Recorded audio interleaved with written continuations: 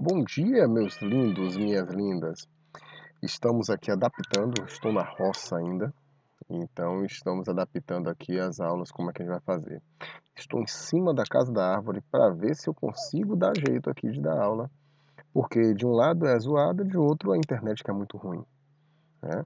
Depois eu lhe mostro como é a casa da árvore, porque se eu mexer no armênio que eu fiz aqui, cai tudo. Então deixa eu lhe falar o seguinte, ó. A última aula que a gente falou sobre as propriedades da matéria, ou as propriedades periódicas, e vimos quais eram as propriedades periódicas principais, né? Já vimos um tipo de ligação, ligação covalente, que você se lembra? Não lembro se eu falei, não lembro. Mas vou falar aqui de todas as ligações aqui para vocês, beleza? E vamos relembrar todos os tipos de ligação aqui para você.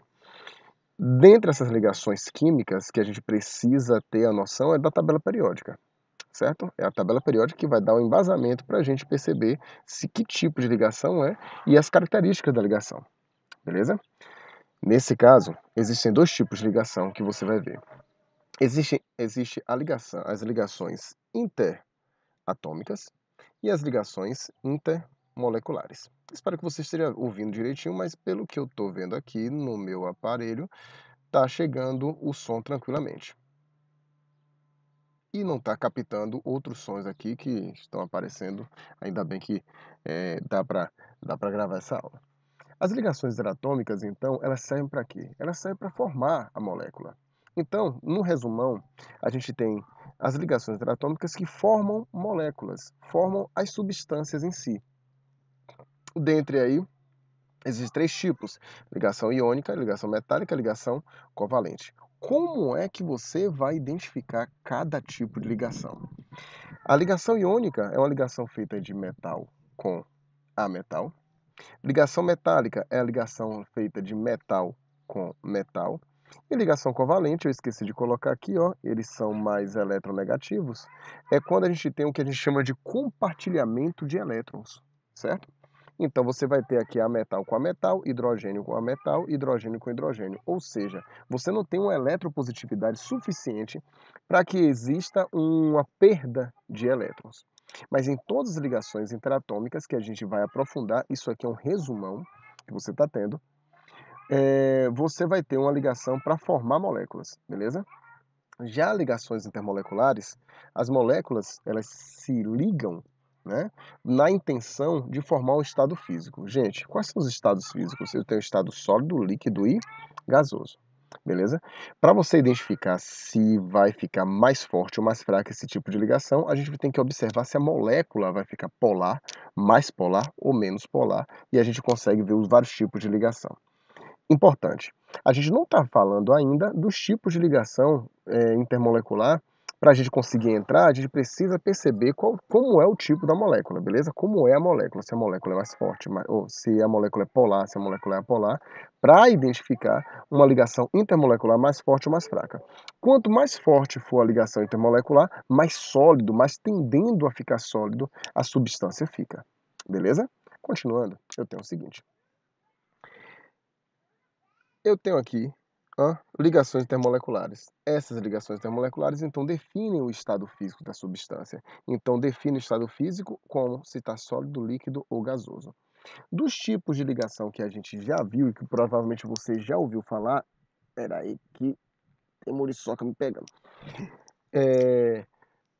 Eu vou ter a ligação, primeiro tipo de ligação, na verdade, no resumão, a gente vai ter somente duas: ligação de hidrogênio ou ponte de hidrogênio. Deixa eu colocar um pontezinho aqui, ó. Vou colocar aqui um ponte de hidrogênio. De vez em quando, você pode ouvir a voz de meu filho, né, brincando na piscina. E uma gritaria retada. E um frio retado também, mas criança é um negócio incrível. Então, a ligação de hidrogênio, ela incrivelmente vai ter que ter hidrogênio, né? E vai ter um desses fons. Só quem consegue formar a ligação de hidrogênio vai ter que ter hidrogênio e vai ter que ter o fon, beleza? Quem é o Fon? Se você lembrar bem, e por causa disso você precisa da tabela periódica, o Fon são os átomos, né, os elementos químicos mais eletronegativos da tabela periódica. Então você tem o flúor, oxigênio e nitrogênio, como o flúor o mais eletronegativo, dos três, beleza? E de todos, beleza? E dos três ainda, o nitrogênio vai ser o menos, né, eletronegativo desses três, beleza? Não é da tabela periódica toda não, por favor. Vai ser somente desses três, certinho? Continuando, deixa eu ver se o vento tá atrapalhando. O vento tá atrapalhando, tá? Poxa vida. Deixa eu ver aqui se eu consigo melhorar isso. Pera aí. Tive que dar uma pausazinha, mas para você não aconteceu nada. Olha só. Então, desses três tipos de ligação, ou melhor, desses dois tipos de ligação intermolecular, você já viu a ligação de hidrogênio e depois a gente tem a força de Van der Waals. A força de Van der Waals, ele subdivide em três tipos. A força de Van der Waals vai ser chamada de dipolo-dipolo, quando eu tenho somente moléculas polares interagindo. Dipolo instantâneo e dipolo induzido, quando só tenho moléculas apolares interagindo. Então você está vendo essa setinha. E tem uma outra setinha que está passando aqui por trás, ó. Beleza? Que vai ser íon dipolo, que é quando a gente tem uma molécula iônica. Né? Quando tem uma molécula iônica, você consegue perceber aí a ligação do tipo íon dipolo. Certinho? Resultado. Depois desse resumão, o que a gente vai entrar, a gente vai identificar, vai ser o tipo de ligação realmente. Beleza? Qual é o tipo de ligação? Teremos aí, logo de cara, a chamada ligação iônica. Olha, a ligação iônica foi uma das primeiras a serem descobertas e por causa disso ela é bem eficiente. Por quê? Porque depois de ter percebido que existe uma tal de eletropositividade, que é a tendência a perder elétron, e depois de ter percebido que existe uma eletronegatividade, que é a tendência a ganhar elétron, o elemento químico, ou melhor, na época de Thomson, o pessoal conseguiu identificar que eu posso então interagir esses dois, eu posso fazer os dois interagir. Poxa, tem alguém querendo dar elétron, tem alguém querendo receber elétron. Consequentemente, vai acontecer essa ligação, chamada de ligação iônica. Vamos ver. E aí, a gente aqui na nossa lousa mágica vai observar algumas características bem legais na ligação iônica. A ligação iônica, ela vai ter, primeiro de tudo, olha, ligação iônica, ela vai ser formada de metal e ametal. Na imensa maioria das vezes, a ligação iônica vai ser feita de metal e ametal. Por quê? Porque você tem dois íons, olha para tio, você tem dois íons, você tem um positivo e tem um negativo. Na imensa maioria, tome cuidado. Todos os sais, ou melhor, na sua maioria, não gosto de falar todos, mas a imensa maioria dos sais, eles apresentam essa interação de positivo e negativo. Certo? Então, por causa disso, quando apareceu, por exemplo, sais de amônio, por exemplo, lá no Enem, o Enem estava querendo que você identificasse que era uma substância iônica, certo? Era uma substância iônica. Então, toda vez que ele estiver falando de sais, provavelmente isso aí vai ser uma substância iônica. Sais e amônio não tem metal, porém, o amônio, se você lembrar como é o amônio é NH4, beleza? NH4+, ele é um íon. E se eu pegar um cloreto Cl-, ele também vai ser um íon. Consequentemente, o que é que vai acontecer? Deixa eu colocar isso aqui. O que é que vai acontecer? Se eu tenho uma interação entre dois íons, eu tenho uma ligação iônica, certo? Toda vez que eu tenho uma interação entre dois íons, eu tenho uma ligação iônica. Certinho? Certinho? Beleza, deixa eu lhe mostrar então. Então, eles, com algumas substâncias, vou colocar aqui um caso especial, vou colocar em vermelho para ficar, né, mais destacado. Eu tenho aqui NaCl, é uma substância iônica. Eu tenho NaClO, você conhece o NaCl como sal de cozinha, beleza? Cloreto de sódio. NaClO, você tem hipocloreto de sódio. FeSO4, você tem o sulfato ferroso. Eu tenho uma outra substância aqui legal, que vai ser aqui, ó, o NH4Cl. Marcos, isso aí não tem metal. Beleza, ele não tem metal, mas esse cara aqui é positivo e esse cara aqui é negativo. Se eles já são íons, pronto, isso aí é uma ligação iônica sim. Beleza? Como é que eu consigo identificar isso? Simples, eu tenho essa interação entre positivo e negativo que a gente chama de retículo cristalino, certo? Eu tenho que chamar isso aí de retículo cristalino. A interação entre positivo e negativo. Por que acontece isso? Por causa da força elétrica, e você lembra disso. Como eu tenho um positivo e um negativo, eu vou ter uma força de atração. o que vai formar o retículo cristalino, que é muito firme, beleza? Apresenta ponto de fusão, ponto de ebulição elevados, né? Ou seja, ele está sólido à temperatura ambiente. Olha, toda vez que a gente tiver uma substância desse tipo, a gente percebe que o ponto de fusão e o ponto de ebulição são bem altos. Consequentemente, todas essas substâncias aqui estão sólidas à temperatura ambiente. Beleza? Por isso que inevitavelmente, se o cara disser que a substância que está a 25 graus Celsius está líquida, já pode ter certeza, ou se ela esteja gasosa, pode ter certeza que ela não é uma substância iônica, é uma substância covalente, né? Ou pode até ser metálica, viu? Pode ser até ser metálica, mas de preferência ela vai ser covalente. Substância iônica tem que estar sólida à temperatura ambiente. Venha. Por quê? Porque tem ponto de fusão, ponto de ebulição muito elevados. Já vimos isso. E não conduz a eletricidade, né, quando está no estado sólido, beleza? Porém, conduz muito bem, né, quando está líquido, que é a mesma coisa que fundido, ou dissolvido, dissolvido que a gente chama de dissolvido em água. Lindo? Lindo. Aí o que vai acontecer? Como você sabe que as substâncias iônicas são formadas a partir de íons, vamos identificar uma coisa chamada de regra do octeto. Essa regra do octeto vai me dar o embasamento de saber como é que o metal e o ametal vão estar ligados. Não somente o metal e o ametal, né? Porque a gente vai perceber que essa regra do octeto, ela vamos dizer assim, extrapola até, não sendo somente na ligação iônica, mas também pode ser ajudada, ou melhor, pode ser explicada na ligação covalente. Olha só como é que acontece. Então, o que é que eu vou ter aqui? Eu vou ter aqui a regra do octeto, para você entender como é que a gente vai interligar um com o outro. Regra do octeto. A regra do octeto, eu sempre digo o seguinte, ó, a regra do octeto ela serve para formar ligação, beleza? Mas todo mundo da regra do octeto, ele quer ficar igual a gás nobre. Gente, ficar igual a gás nobre é ter 8 elétrons na última camada, é ter P6, ou seja, os elementos químicos, eles vão fazer miséria para conseguir fazer isso, que é chamada a conseguir a estabilidade. Perceba, eu não estou dizendo que ele vai ficar neutro, ele vai ficar estável, beleza? E por causa disso, vai ficar o mais rápido possível, o mais próximo do 8 para a gente. Resultado, se o cara só tem um elétron na última camada, é mais fácil para ele perder um elétron dele, e considerando que a penúltima camada estará com 8, né? Então ele perde um elétron, é melhor para ele perder um elétron do que esperar ganhar 7, porque 8 elétrons na última camada, só quem tem é gás nobre. Então vamos identificar isso aqui. Eu tenho então a família, olha, família 1A, família 2A, família 3A, né? Esses caras aqui são as famílias de NOx fixo, ó, NOx fixo, certo? A família 1A, ele vai ter o NOx, a gente chama de NOx, o que é NOx? NOx é o que a gente chama de número de oxidação. É a partir dele que a gente está percebendo se o cara vai ganhar ou vai perder elétron. Se o cara é da família 1A, o NOx dele é mais 1. Gente, o cara da família 1A, ele só tem um elétron na última camada. É melhor para ele perder um elétron. Só que quando ele perde um elétron, ele fica positivo. Por isso, lá mostra mais 1.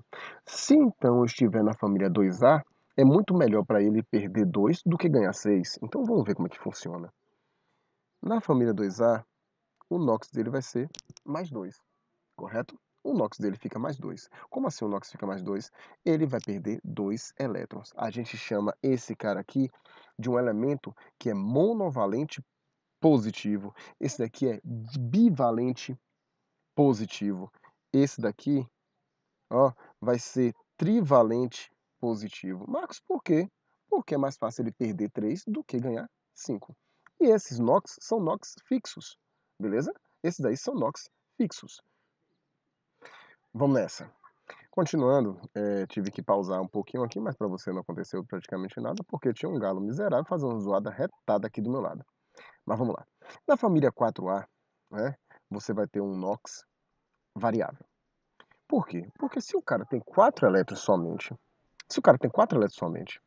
ele tem duas opções. Ou ele ganha ou ele perde elétron, correto? Ou ele vai ganhar ou vai perder elétron. Ou seja, por quê? Porque tendo 4 para completar 8, ele pode perder esses 4 ou ganhar 4. Depende de quem? Depende do outro. Se o outro for mais eletropositivo que esse elemento químico então ganha esses 4 elétrons. Porque o outro é mais eletropositivo. Se o outro for mais eletronegativo, ele vai querer elétron, então ele perde esses 4 elétrons, ficando então mais 4. Resultado, o que você vai ver é que na família 4A ele vai ficar mais ou menos 4.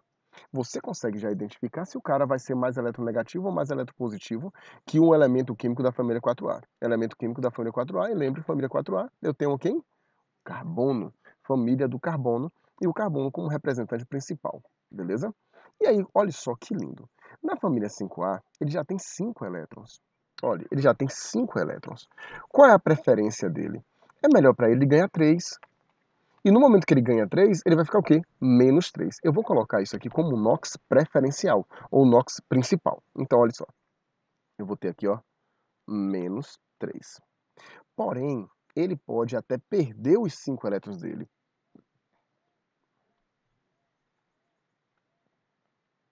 Eu coloquei ou, mas não gostei do ou. Isso aí é até mais 5. Deixa eu procurar aqui o apagador de lousa mágica. Tenho aqui o apagador da lousa mágica. Certo? Então, eu vou ter aqui, ó, de menos 3 a mais 5. Certo? E tenho aí. Por que, Marcos, isso? Porque depende, olha, esse daqui é quando ele tiver como um elemento químico com o NOx principal dele, ou seja, quando ele for o mais eletronegativo.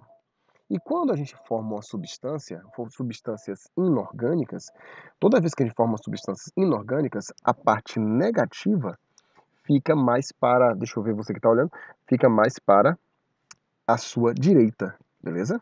Fica mais para a sua direita, você que está olhando. Fica mais para a sua direita e os mais eletropositivos ficam mais à esquerda. Então, a ordem fica assim, quem está na esquerda é mais eletropositivo, quem está na direita é mais eletronegativo, certo? Marcos, e o elemento químico, quando ele tiver com NOx mais 5, por exemplo, se o da família 5A, é quando ele for um elemento químico central. Mas não é para agora, não é para você entender agora, daqui a pouco ele mostra. Continuando a nossa lógica, família 6A é melhor para ele ganhar 2. Porém, ele pode até ganhar 6. Ele pode até ganhar 6, certo? Família 7A, preferencialmente, ele vai ganhar 1,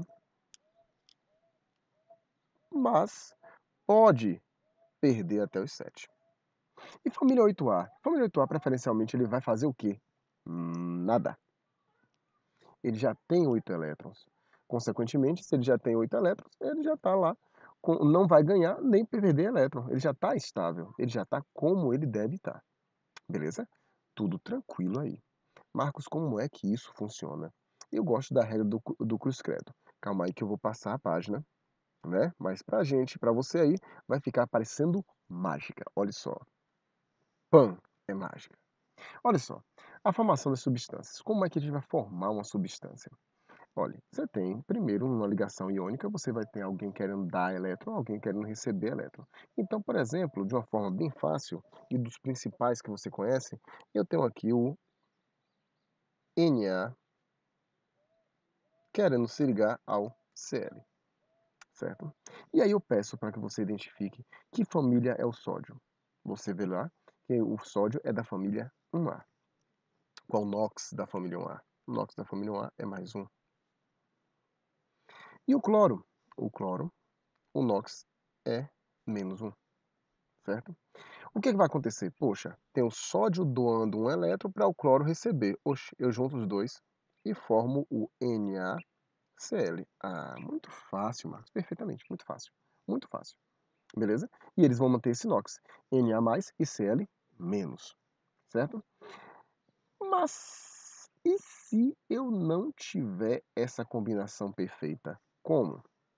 Marcos, e se eu tivesse, por exemplo, o cálcio e o cloro? Olha, se você tivesse o cálcio e o cloro é da família 2A. NOx mais 2, ele está doando 2 elétrons. Porém, o cloro só recebe 1. O cloro só recebe 1.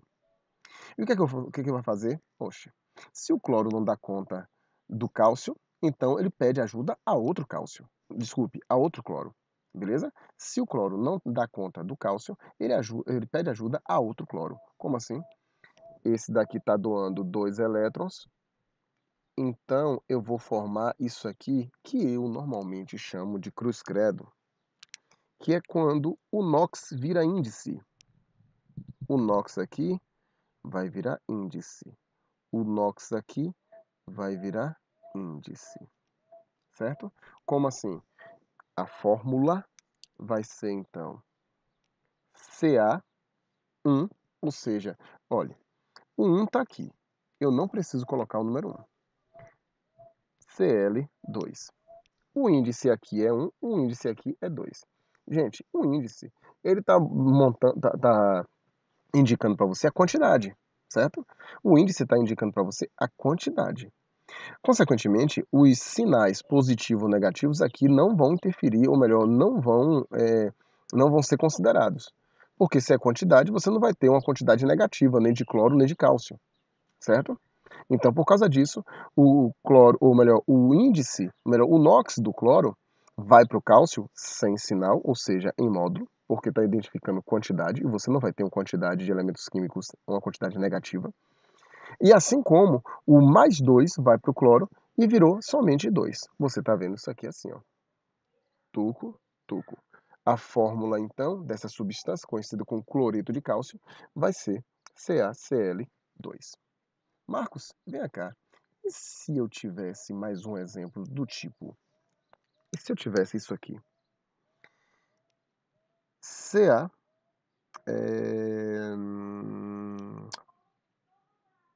CaO. Óxido de cálcio.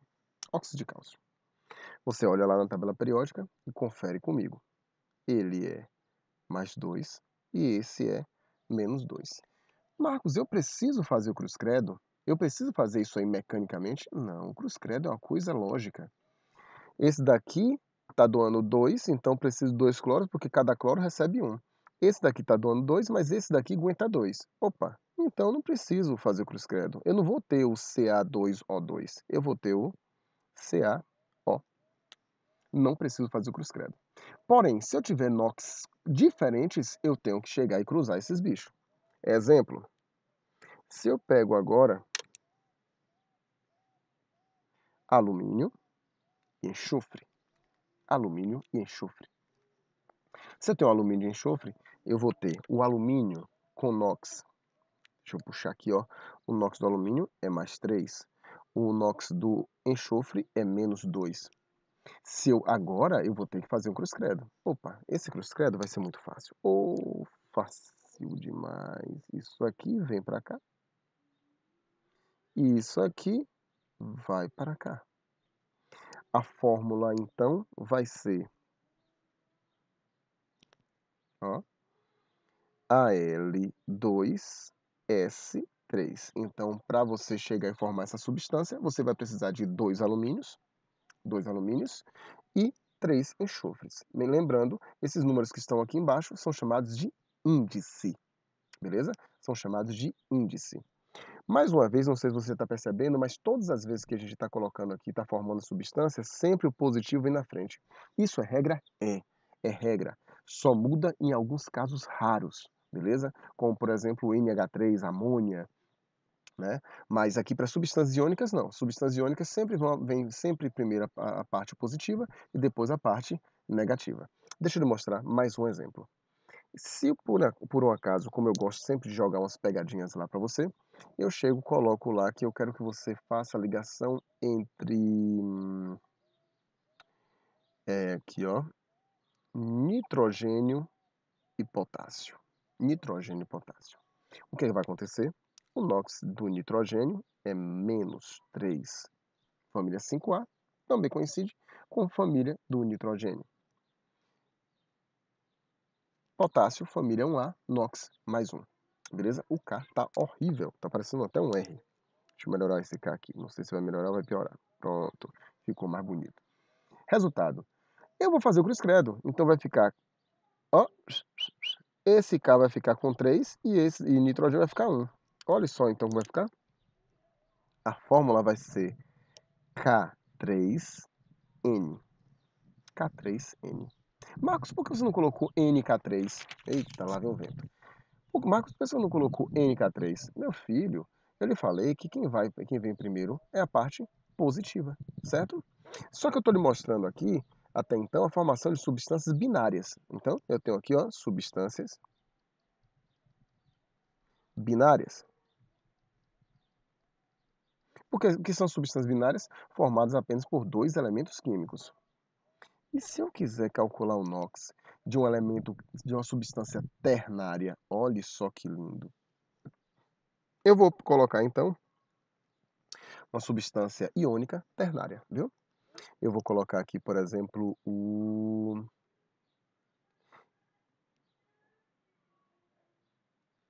Na2,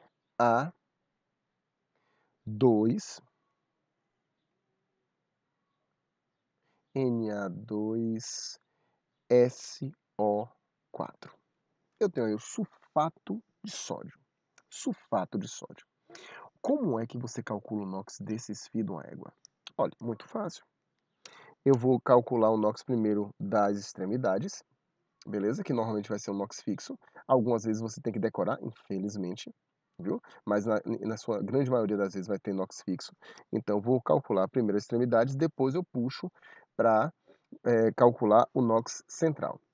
Uma coisa que você tem que saber é o seguinte, ó, toda vez que eu tenho uma substância, o resultado de todos os NOx de uma substância vai ter que ser zero. Por quê?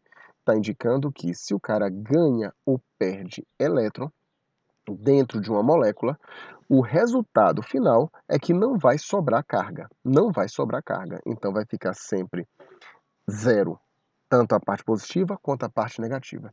E é essa a intenção da gente aqui nessa substância ternária. Olha só que lindo.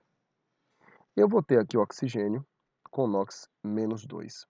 Um oxigênio só é NOx menos 2. Puxei a seta. Então, eu tenho menos 2 para 1 oxigênio, só que eu tenho 4 oxigênios aqui. Consequentemente, isso aqui vai dar menos 8. Menos 2 vezes 4 dá menos 8. Lembre, eu tenho 4 oxigênios, cada oxigênio vai ser menos 2. Então, eu faço essa multiplicação, certo? O sódio é mais 1. O sódio é mais 1. Vou puxar a seta e consigo perceber que mais 1 vezes 2, ou seja, como eu tenho 2 sódios, eu vou ter aqui mais 2. O elemento químico central vai ter que resolver esse impasse de cargas. Você tem 8 cargas negativas e somente 2 cargas positivas. O que é que você vai fazer? Você vai ter que chegar e equilibrar isso aqui. Como? Olha, se eu colocar esse enxofre perdendo 6 elétrons, já que ele é da família 6A, é possível fazer isso? Marcos, ele poderia perder mais que 6 elétrons? Não. Não pode formar, não pode fazer isso porque ele é da família 6A. Ah, mas se tivesse numa molécula, a molécula estaria errada, certo? A molécula estaria errada.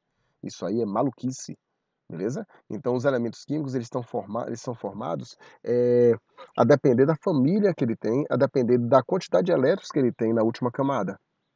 Então, por causa disso, ele vai ganhar ou vai perder elétron, não ultrapassa essas coisas. Então, a gente tem esses NOx, né, vamos dizer assim, bem definidos. Não é fixo, mas é bem definido. Lembre que enxofre é da família 6A. O NOx principal dele é menos 2, mas nesse caso ele está como elemento químico central. É uma substância ternária. Eu tenho positivo e negativo e ele aqui no meio vai ter que resolver esse problema de carga, né? Então, eu vou ter aqui, ó, menos 8, 8 cargas negativas. Eu tenho aqui 2 cargas positivas, então eu vou ter que ter 6 cargas positivas. Se você chegar e calcular comigo, menos 2 mais 6 menos 8, isso aqui dá tudo zero, beleza? Então, o equilíbrio do NOx aqui, que será importante para a gente. Deixa eu ver se o vento está trabalhando. Não, o vento está atrapalhando não. O vento está começando a pegar pesado. Resultado aqui, você está vendo o enxofre aqui com o NOx, ó. O NOx mais 6, beleza? Você tem no sulfato de sódio. Vou colocar uma outra substância, também conhecida, relativamente conhecida. Você vai ter aqui o carbonato de cálcio. Ó, carbonato de cálcio. Como é que funciona o carbonato de cálcio? Você vai calcular do mesmo jeito, gente. Você vai pegar o NOxzinho aqui do oxigênio, ó, -2. Vou puxar a seta, isso aqui vai ficar -6. O cálcio, +2. Vou puxar a seta, ele vai ser +2. Ah, Marcos, por que ficou +2? E esse 3 aqui, todo, esse 3 aqui é só do oxigênio, beleza? É só do oxigênio. Ah, esse 3 aqui pensei que fosse para todo mundo. Não, só se tivesse entre parênteses. Eu vou lhe mostrar daqui a pouco uma situação que vai estar entre parênteses, vai ser loucura, loucura, loucura, né? Como diz Luciano Huck. +2 menos 6, eu vou ter aqui, ó, esse cara, +4. +6 menos 6, isso aqui, zera. Zero, certo? Zero. E aí eu vou lhe mostrar um exemplo que é lindo. Olha só que lindo é esse exemplo aqui. Eu vou colocar assim, ó. Vou colocar AL, ó, Al2, SO3, 3. Olha só o que eu fiz. Ficou loucura. Ficou lindo. Ficou mágico. O que é que você vai fazer aí, Marcos? Olha, você tem duas opções. Ou você chega, pega e distribui esse 3 aqui para cada um, beleza? Dá para você distribuir, por exemplo, o 3 aqui é para todo o sulfito. Isso aqui é sulfito de alumínio. Todo esse sulfito, que é formado de enxofre e de oxigênio, ele está sendo multiplicado por 3. Então você pode fazer uma das opções. Peraí, deixa eu pegar aqui, né? Meu calçado caiu. Você pode pegar uma das opções, é você chegar a multiplicar aqui por 3 e multiplicar aqui por 3. É uma das opções que é até fácil de entender, beleza? Só que você também pode perceber o seguinte, poxa, se esse cara aqui está entre parênteses, eu posso pegar esse 3 aqui e jogar para cá. Eu já sei que isso aqui vai ter que ser mais 3. Nem olhei. Tem um bicho, uma formiga aqui. Eu tenho aqui o sulfito, né, no caso o alumínio, que vai ser mais 3. Esse 2 aqui vem para cá. Eu já sei que todo esse sulfito é -2. Beleza? Marcos, tem necessidade de fazer isso? Se você quiser. Beleza? Você já sabe que o SO3 vai ter que ter no total -2. Já calculei o NOx ali em cima. Porém, eu vou fazer como se estivesse multiplicando para todo mundo, viu? Olha só que lindo como é que vai ficar. Eu vou pegar isso aqui, ó, e vou deixar assim, ó. Al2, S3, O9. E vamos ver se dá certo. Vamos ver se dá certo. Vamos ver qual é o NOx do enxofre agora. Beleza? Eu vou pegar aqui, ó. Eu vou pegar o oxigênio. O oxigênio é -2. Puxei a seta. Dá -18. -18. O alumínio é +3. Puxo a seta. Ele vai ficar +6. Eu tenho agora vamos dizer assim, um déficit de 12, né? De 12 cargas positivas. Vou pegar aqui e vou colocar essas 12 cargas positivas. Ó, 12 cargas positivas. Espera aí que você não está vendo. Agora você está vendo. 12 cargas positivas. Porém, essas 12 cargas positivas são para 3. O que eu vou fazer? Ó, se eu desci multiplicando, eu volto dividindo. Então, 12 aqui dividido para 3, eu vou ter aqui mais 4 como o NOx do elemento químico enxofre aí. Beleza? Ah, Marcos, mas ele é da família 6A. Pois é, ele é da família 6A. Então o NOx dele pode ser de -2 até mais 6. Consequentemente, ele pode ser mais 4, tranquilamente. Ele só não pode ultrapassar de mais 6. Certinho? Ficou fácil? Ficou, não ficou? Olha só. Então eu tenho aqui a formação de substâncias aí. A formação de substâncias iônicas, de preferência. Não foge à regra essa formação de substâncias iônicas, não, viu? Não tem como fugir à regra, não. A única coisa que vai mudar um pouquinho isso aí vai ser quando você estiver fazendo um compartilhamento de elétrons, que é quando a gente tem uma ligação covalente, ou quando a gente tem uma ligação metálica, certo? Aí sim muda um pouquinho, certo? Aguente um pouquinho que a gente vai dar uma olhadinha em algumas atividades para vocês. Espera aí. Meus queridos, Então, eu quero que vocês peguem aí, ó, no seu livrinho em PDF, que eu cedi para vocês, ó. No livrinho em PDF, você vai fazer algumas questõezinhas que são muito legais, muito divertidas, beleza? Você vai ter aí a página 278, ó, página 278 e página 279. Eu sei que tem aqui algumas coisas que já estão mais ou menos respondidas, né? Mas serve para você observar e dar um jeitinho de você não conseguir enxergar, viu? Você vai fazer então as atividades aí da página 278 e 279, certinho? Olha, nossa aula